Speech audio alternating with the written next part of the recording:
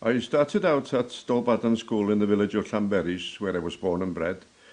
When I reached standard 5, I, like everyone else, had to sit the 11 plus exam at Bryn Neville School. But unfortunately, I failed. The teacher said I had the ability to tell you the truth. I was a bit lazy and had no interest. I had to return to Dolbaden and work my way through Form 6 and 7. When I reached 15, I had to leave the school and think of going to work. At the time, my father worked at the Dinorwig Quarry as an engineer, and through his influence, I was given the job of apprentice fitter at Gilfach, where the Quarry Museum stands today. And I was there. I spent my time until the quarry closed in 1969.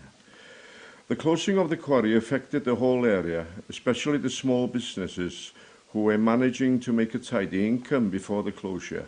Personally, I felt that the social life in the area was also affected, especially for those who took an interest in the many social events, such as concerts and the drama club.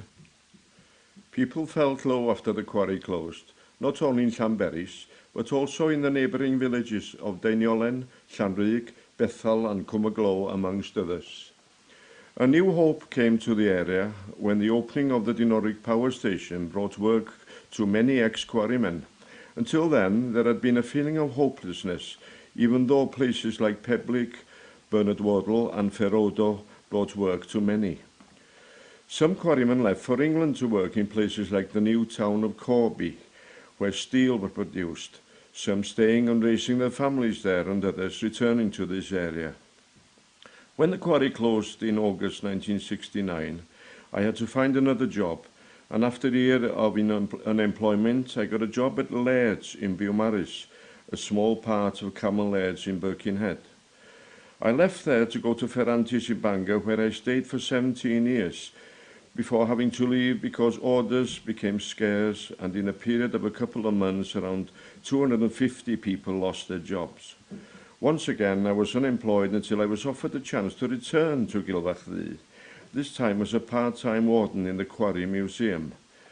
After 2 years, I started working full-time in the foundry, where I stayed until my retirement in 2003. Today, I sit back and remember the old days, whilst thinking of the words of Ralph Williams's Lament to the Quarry, which hints of a hope to come, and that hope was answered with the opening of the Quarry Museum.